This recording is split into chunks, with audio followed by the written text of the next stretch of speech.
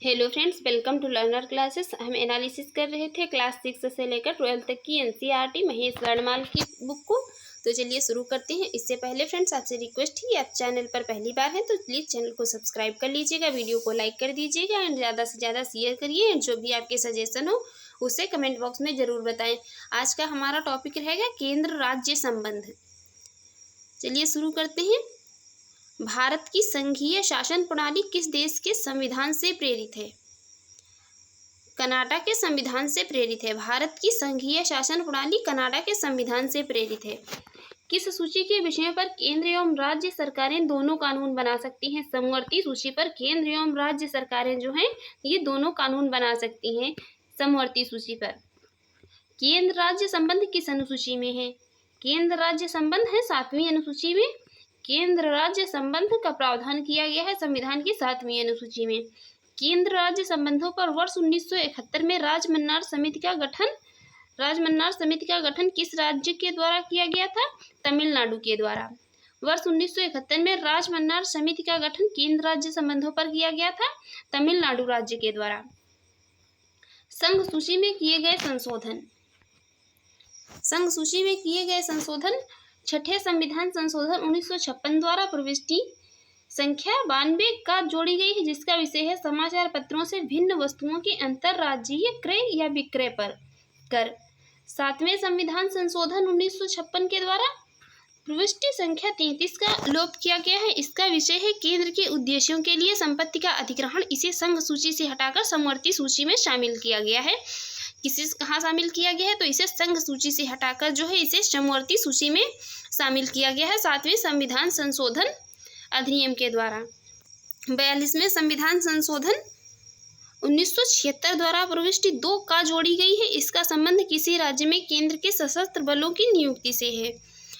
किसी राज्य में जो है केंद्र के सशस्त्र बलों की नियुक्ति से इसका संबंध है। 46वें संविधान संशोधन 1982 द्वारा प्रविष्टि संख्या 92 खा जोड़ी गई है। इसका संबंध अंतर्राज्यीय व्यापार या वाणिज्य के दौरान होने वाले माल के पारेषण पर कर से है। 28वें संविधान संशोधन 2002 द्वारा प्रविष्टि संख्या 92 का जोड़ी गई। इसका संबंध सेवा कर सर्विस टैक्स से था। क्षेत्रीय परिषदों का सृजन किसके माध्यम से किया गया है? क्षेत्रीय परिषदों का सृजन संसदीय कानून के माध्यम से किया गया है। संसदीय कानून के माध्यम से। अंतर्राज्यीय परिषद का उपबंध किस अनुच्छेद में किया गया है? अनुच्छेद 263 में। अंतर्राज्यीय इंटर स्टेट काउंसिल का उपबंध किया गया है अनुच्छेद 263 में। रेडियो एवं दूरदर्शन के विज्ञापनों पर कर कौन लगाता है? ये लगाती हैं राज्य सरकारें। दूरदर्शन के विज्ञापनों पर टैक्स लगाती हैं राज्य सरकारें। भारतीय संविधान का अनुच्छेद 249 राज्य सूची स्टेट लिस्ट के विषयों के संबंध में संसद की विधायी शक्तियों से संबंधित है। केंद्र तथा राज्यों के मध्य शक्तियों का विभाजन किस अनुच्छेद के अंतर्गत किया गया है? अनुच्छेद 245 से अनुच्छेद 246 के मध्य। केंद्र और राज्यों के मध्य शक्तियों का विभाजन किया गया है अनुच्छेद 245 तथा अनुच्छेद 246 में। अंतर्राज्यीय परिषद का पदेन अध्यक्ष कौन होता है? प्रधानमंत्री होता है। अंतर्राज्यीय परिषद का पदेन अध्यक्ष होता है प्रधानमंत्री। संघ द्वारा कौन सा कर लगाया या वसूला जाता है तथा संघ तथा राज्यों में बांटा जाता है? कृषि आय के अतिरिक्त आय पर कर। कृषि आय के अतिरिक्त आय पर कर। सरकारिया आयोग का गठन कब किया गया था? मार्च 1983 में। केंद्र राज्य संबंधों के संबंध में सरकारिया आयोग का गठन किया गया था मार्च 1983 में। संघीय कर। संघ सूची प्रविष्टियां 82 से लेकर 92 तक देख लेते हैं, जिसमें आयकर कृषि आय को छोड़कर सम्मिलित है। आयकर कृषि आय को छोड़कर सीमा शुल्क, निर्यात शुल्क सहित तंबाकू और अन्य वस्तुओं पर उत्पाद शुल्क, एल्कोहलिक पेय पदार्थों, अफीम, गांजा, मादक औषधि तथा मादक पदार्थों को छोड़कर निगम कर, कारपोरेशन टैक्स, व्यक्तियों तथा कंपनियों की संपत्ति के पूंजी पर कर, कृषि भूमि को छोड़कर संपदा शुल्क, कृषि भूमि से भिन्न संपत्ति पर, संपत्ति के उत्तराधिकार पर शुल्क कृषि भूमि को छोड़कर। रेल, समुद्र या वायु मार्ग द्वारा ले जाए जाने वाली वस्तुओं और यात्रियों पर सीमा कर तथा रेल भाड़ों और माल भाड़ों पर कर। स्टॉक एक्सचेंज तथा वायदा बाजार के संव्यवहारों पर स्टाम्प शुल्क से भिन्न कर। स्टाम्प शुल्क समाचार पत्रों के क्रय विक्रय तथा उससे संबंधित विज्ञापनों पर कर। समाचार पत्रों से भिन्न वस्तुओं के विक्रय पर कर। अंतर्राज्यीय व्यापार के दौरान माल की पारेषण पर कर। अंतर्राज्यीय व्यापार के दौरान सेवाओं पर कर निरसित। केंद्र राज्य जल विवादों के समाधान के लिए न्यायाधिकरण की स्थापना भी कर सकती है। इसमें जो है ये केंद्र क्या है, जल विवादों के समाधान के लिए जो है न्यायाधिकरण की स्थापना भी कर सकती है। अब बात कर लेते हैं यहाँ पर राज्य कर सूची जो है, तो इसमें राज्य सूची प्रविष्टि 45 से लेकर जो 63 तक है। पहली है भू राजस्व या लागान। भू राजस्व या लागान। कृषि आय पर कर, कृषि भूमि के उत्तराधिकार पर कर, कृषि भूमि पर संपदा शुल्क, भूमि और भवनों पर कर, खनिज अधिकारों पर कर, शराब, अफीम, गांजा तथा अन्य मादक पदार्थों और औषधियों पर उत्पाद कर, स्थानीय उपयोग तथा विक्रय के लिए वस्तुओं के प्रवेश पर कर, विद्युत के उपभोग एवं बिक्री पर कर, समाचार पत्रों से भिन्न वस्तुओं के विक्रय पर कर, रेडियो एवं दूरदर्शन के विज्ञापनों पर कर, सड़क तथा अंतर्देशीय जलमार्ग द्वारा ले जाए जाने वाली वस्तुओं एवं यात्रियों पर कर, सड़कों पर प्रयुक्त वाहनों पर कर, जीव जंतुओं और नौकाओं पर कर, टोल टैक्स या मार्ग कर, व्यापार व्यवसाय तथा रोजगार कर पर, व्यक्तिगत जो ये प्रति व्यक्ति कर, विलासिताओं जैसे मनोरंजन, जुआ तथा बोली लगाना पर कर, स्टाम्प शुल्क संघ सूची में वर्णित दस्तावेजों से भिन्न दस्तावेजों पर। उपर्युक्त विषयों में से किसी के संबंध में शुल्क, किंतु इसमें न्यायालय में लिया जाने वाला शुल्क जो है शामिल नहीं है। संविधान के किस अनुच्छेद में प्रावधान किया गया है कि विधि के प्राधिकार के बिना ना तो कोई कर लगाया जा सकता है और ना ही एकत्र किया जा सकता है? अनुच्छेद 265 में। अनुच्छेद 265 में प्रावधान किया गया है कि विधि के प्राधिकार के बिना ना ही तो कोई कर लगाया जा सकता है और ना ही एकत्रित किया जा सकता है। सरकारी आयोग का गठन संघ और राज्यों के मध्य संबंधों की समीक्षा करने के लिए हुआ था। सरकारी आयोग का गठन राज्यों और संघ के मध्य संबंध जो होते हैं उनकी समीक्षा करने के लिए गठित किया गया था सरकारी आयोग। अंतर्राज्यीय परिषद का गठन कब किया गया था? 18 मई 1990 को। अंतर्राज्यीय इंटर स्टेट काउंसिल का गठन 18 मई 1990 को किया गया था। नेक्स्ट यहाँ पर देखते हैं आयोग एवं समितियाँ। केंद्र राज्य संबंधों पर विचार करने के लिए समय समय पर विभिन्न आयोग एवं समितियों का गठन किया गया, जो कि निम्नवत हैं। राजमन्नार समिति 1969 में, DPV मन्नार के द्वारा, सरकारिया आयोग 1983 में, रणजीत सिंह सरकारिया के द्वारा, प्रशासनिक सुधार आयोग 1966 में मोरारजी देसाई इसकी अध्यक्ष रहे। शीतलवाड़ समिति 1996 में, शीतलवाड़ समिति 1996 में MC शीतलवाड़ अध्यक्ष।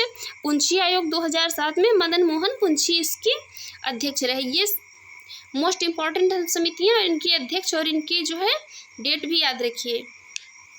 केंद्र राज्य संबंधों को विशेष रूप से किस संदर्भ में म्यूनिसिपल संबंध कहा गया है? वित्तीय मामलों में राज्य पर केंद्र के निर्धारण के संदर्भ में।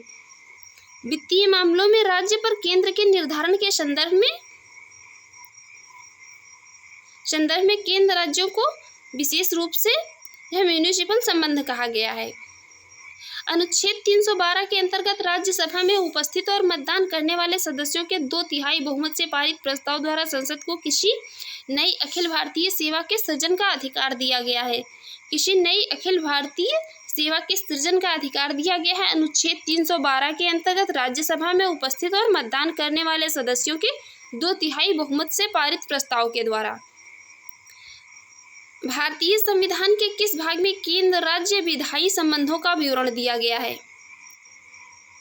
केंद्र राज्य विधायी संबंधों का विवरण ये किया गया है भाग 11 में। संविधान के भाग 11 में, संविधान के भाग 11 जो है इसमें केंद्र राज्य विधायी संबंधों का विवरण दिया गया है।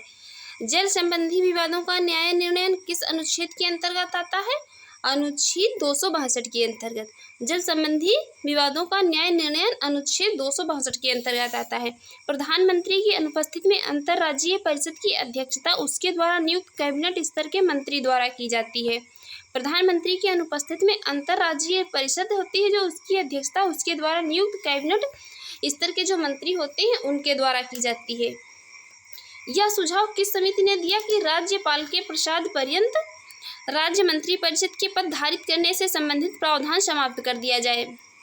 राजमन्नार समिति ने। राजमन्नार समिति ने यह सुझाव दिया कि राज्यपाल के प्रसाद पर्यंत राज्य मंत्री परिषद के पद धारित करने से संबंधित प्रावधान को समाप्त कर दिया जाए। भारतीय संविधान में संघ और राज्यों के प्रशासनिक संबंधों का उल्लेख किस अनुच्छेद में किया गया है? अनुच्छेद 256 से अनुच्छेद 263 तक। अनुच्छेद 256 से अनुच्छेद 263 तक। अंतर्राज्यीय परिषद इंटर स्टेट काउंसिल के गठन का प्रावधान किस अनुच्छेद में वर्णित है? अनुच्छेद 263 में। अनुच्छेद 263 में। अनुच्छेद 262 के अंतर्गत प्रदत्त शक्तियों के प्रयोग से संसद द्वारा नदी बोर्ड अधिनियम 1956, अंतर्राज्यीय जल विवाद अधिनियम 1956 पारित किया गया। जल विवाद अधिनियम 1956 के अंतर्गत केंद्र सरकार ऐसे विवादों के समाधान के लिए न्यायाधिकरण ट्रिब्यूनल की स्थापना भी कर सकती है। कौन? केंद्र सरकार इसके विवादों के न्यायाधिकरण के लिए स्थापना कर सकती है। नेक्स्ट है तत्कालीन प्रधानमंत्री श्री विश्वनाथ प्रताप सिंह की अध्यक्षता में अंतर्राज्यीय परिषद की प्रथम बैठक 10 अक्टूबर 1990 को हुई थी। प्रथम बैठक हुई थी 10 अक्टूबर 1990 को। उस समय के प्रधानमंत्री थे श्री विश्वनाथ प्रताप सिंह की अध्यक्षता में अंतर्राज्यीय परिषद की प्रथम बैठक। अब यहाँ पर बात कर लेते हैं हम संघ राज्य संबंधित ये भाग 11 और 12 में इनका प्रावधान किया गया है संविधान के, और अनुच्छेद 245 से अनुच्छेद 293 तक। यहाँ पर सभी अनुच्छेदों को हम देख लेते हैं। सबसे पहले यहाँ पर बात करेंगे विधायी संबंधों की। विधायी संबंधों का प्रावधान किन किन अनुच्छेदों में किया गया है?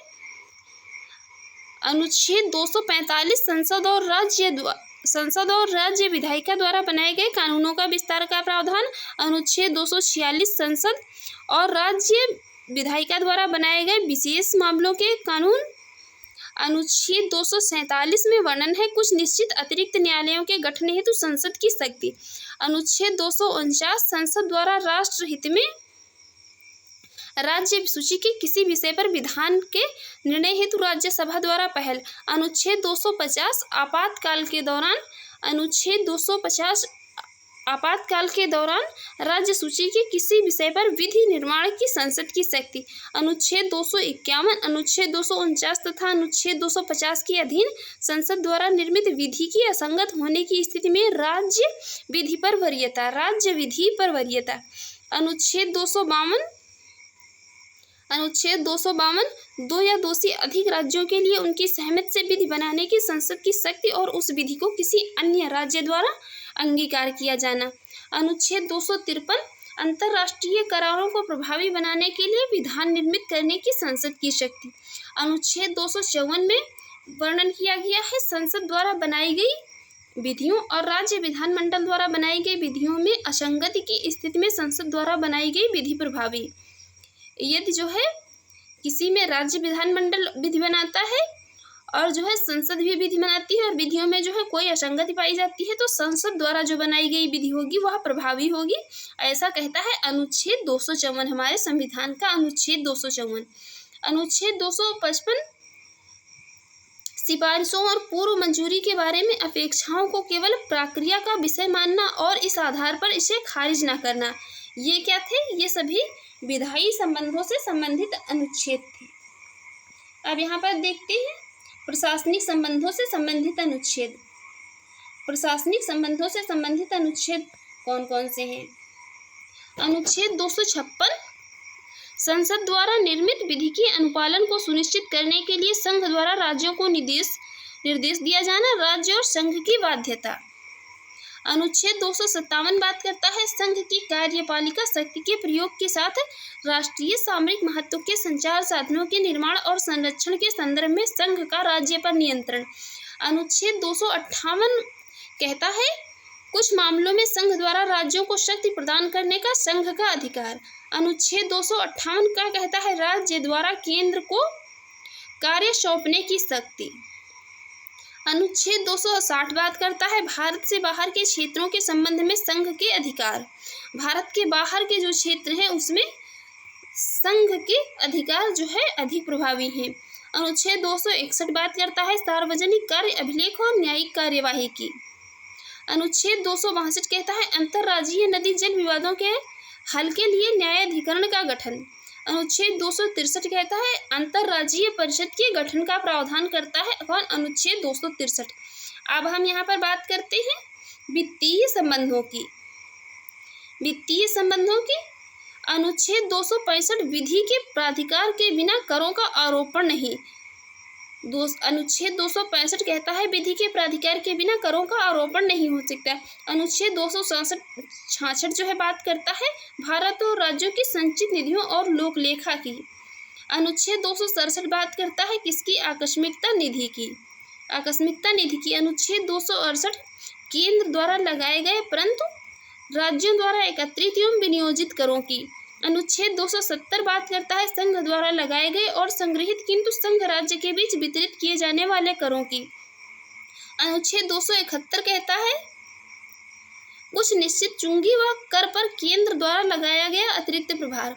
अनुच्छेद 274 कहता है राज्यों के हितों से संबंधित कराधान वाले विधेयकों के संदर्भ में राष्ट्रपति की पूर्वानुमति आवश्यक। अनुच्छेद 275 कहता है कुछ राज्यों को संघ से अनुदान। अनुच्छेद 276 कहता है व्यवसाय व्यापार और रोजगार पर कर। अनुच्छेद 280 बात करता है राष्ट्रपति द्वारा प्रत्येक 5वें वर्ष की समाप्ति पर वित्त आयोग का गठन। अनुच्छेद 281 कहता है वित्त आयोग की सिफारिशों को संसद के समक्ष रखना। अनुच्छेद 283 बात करता है संचित निधि, आकस्मिकता निधि और लोक लेखा में जमा धनराशियों की अभिरक्षा। अनुच्छेद 285 कहता है संघ की संपत्ति को राज्य के कराधान से छूट। अनुच्छेद 286 कहता है वस्तुओं की बिक्री पर कर के अधिरोपण के विषय में निर्वर्धन। अनुच्छेद 287 विद्युत पर जो है करों से छूट की बात करता है। अनुच्छेद 288 पानी और बिजली के संबंध में राज्यों द्वारा कराधान से कुछ दशाओं में छूट के प्रावधान करता है। अनुच्छेद 289 कहता है राज्यों की संपत्ति और आय को संघ के कराधान से छूट। अब बात करते हैं यहाँ पर केंद्र राज्य संबंधों में सुधार हेतु प्रशासनिक सुधार आयोग 1966 में, राजमन्नार समिति 1969 में, आनंदपुर साहिब प्रस्ताव 1973 में, सरकारिया आयोग 1983 में तथा पुंछी आयोग 2007 में जो है गठन किया गया। ये सब मोस्ट इम्पोर्टेंट आयोग है, याद रखिए। प्रशासनिक सुधार आयोग 1966, राजमन्नार समिति 1969, आनंदपुर साहिब प्रस्ताव 1973, सरकारिया आयोग 1983 तथा पुंछी आयोग 2007। अब यहाँ पर बात करते हैं आपात उपबंधों की। आपात उपबंधों में आपातकाल में किसी राज्य की विधानसभा की अवधि बढ़ाई जा सकती है संसद के द्वारा आपातकाल में किसी राज्य की विधानसभा की अवधि बढ़ाई जा सकती है। किसने कहा था राष्ट्रपति का आपातकालीन अधिकार संविधान के साथ धोखा है? ये स्टेटमेंट दिया था हृदयनाथ कुंजरू ने। राज्य में राष्ट्रपति शासन किसकी सलाह पर लागू किया जाता है? राज्यपाल की सलाह पर। राज्यपाल की सलाह पर राज्य में क्या है राष्ट्रपति शासन लागू कर दिया जाता है। राष्ट्रपति शासन अधिकतम कितनी अवधि तक लगाया जा सकता है? अधिकतम लगाया जा सकता है 3 वर्ष तक। राष्ट्रपति शासन अधिकतम 3 वर्ष तक लगाया जा सकता है। अब तक की जो की गई आपात उद्घोषणाएं हैं उनके यहाँ पर अनुच्छेदों की बात कर लेते हैं। अभी तक अनुच्छेद 352 का प्रयोग 3 बार किया गया है। अनुच्छेद 352 जो है आपात उपबंध से संबंधित, इसका प्रयोग अभी तक कुल 3 बार किया गया है। पहली बार 26 अक्टूबर 1962 को आपात की घोषणा की गई थी। इसका कारण था सितंबर 1962 में चीन ने नेफा क्षेत्र पर आक्रमण कर दिया था तथा इस क्षेत्र को अब अरुणाचल प्रदेश कहा जाता है। अरुणाचल प्रदेश पर जो है सितंबर 1962 में चीन ने आक्रमण कर दिया था, तब यहाँ पर आपात उपबंध का प्रयोग किया गया था पहली बार। दूसरी बार इसकी कब उद्घोषणा की गई? दिसंबर 1971 में पाकिस्तान द्वारा भारत के विरुद्ध अघोषित युद्ध छेड़ने के कारण की गई थी। यह उद्घोषणा मार्च 1977 तक लागू रही थी। दूसरी बार आपात उपबंध की घोषणा दिसंबर 1971 में पाकिस्तान और भारत में जो युद्ध हुआ था उसमें हुई थी, मार्च 1977 तक लागू रही थी। आपात की तीसरी उद्घोषणा आंतरिक अशांति के आधार पर 25 जून 1975 को की गई थी। यह उद्घोषणा 21 मार्च 1977 को वापस ले ली गई थी। अब तक जो है कुल 3 बार आपात घोषणाएं की जा चुकी हैं। अनुच्छेद 352 का अब तक 3 बार प्रयोग किया गया है। भारतीय संविधान के अनुच्छेद 352 के अनुसार राष्ट्रीय आपात नेशनल इमरजेंसी की घोषणा युद्ध, बाह्य आक्रमण अथवा सशस्त्र विद्रोह के आधार पर की जा सकती है। भारतीय संविधान के किस अनुच्छेद के अंतर्गत भारत सरकार का दायित्व है कि वह बाह्य आक्रमण एवं आंतरिक अशांति से राज्यों की रक्षा करे? ये अनुच्छेद 355। अनुच्छेद 355 कहता है भारत सरकार का दायित्व है कि वह बाह्य आक्रमण एवं आंतरिक अशांति से क्या है, भारत के राज्यों की रक्षा करे। भारतीय संविधान के किस अनुच्छेद के अंतर्गत किसी राज्य में राष्ट्रपति शासन लागू किया जा सकता है? अनुच्छेद 356 के तहत। भारत में वित्तीय आपातकाल की घोषणा अभी तक एक बार भी नहीं की गई है। फाइनेंशियल इमरजेंसी की जो है घोषणा अभी तक एक बार भी नहीं भारत में की गई है। राष्ट्रपति मूल अधिकारों अनुच्छेद 20 एवं 21 के अतिरिक्त के कार्यान्वयन को किस अनुच्छेद के अंतर्गत स्थगित कर सकता है? ये अनुच्छेद 359 ऐसा प्रावधान करता है कि राष्ट्रपति मूल अधिकारों को जो अनुच्छेद 20 एवं 21 को छोड़कर इन्हें क्या है, स्थगित कर सकता है। संसद द्वारा आपातकाल की घोषणा का अनुमोदन कितनी अवधि के अंतराल में होना आवश्यक है? 1 माह के अंतराल में। संसद द्वारा आपातकाल की घोषणा का अनुमोदन 1 माह की अवधि में होना आवश्यक है। भारतीय संविधान के अनुच्छेद 356 के अंतर्गत राष्ट्रपति शासन सर्वप्रथम किस राज्य में लागू किया गया था? पंजाब में लागू किया गया था।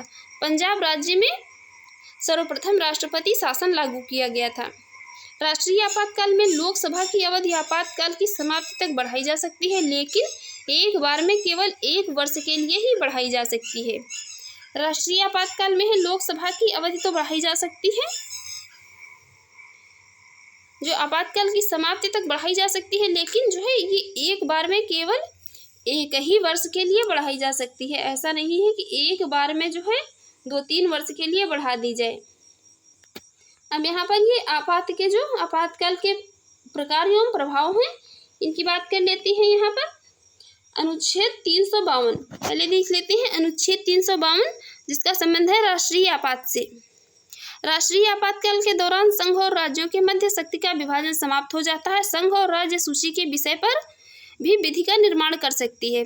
भारत की संघात्मक प्रणाली एकात्मक रूप में कार्य करने लगती है। अब तक राष्ट्रीय आपातकाल का प्रयोग केवल 3 बार किया गया है, वो अभी हमने पहले एनालिसिस किया। अब बात करते हैं अनुच्छेद 356 राज्य आपात की। राष्ट्रपति शासन में राज्य विधानसभाएं भंग कर दी जाती हैं और शक्तियों का विभाजन भी समाप्त हो जाता है। भारत की शासन प्रणाली एकात्मक रूप ग्रहण कर लेती है।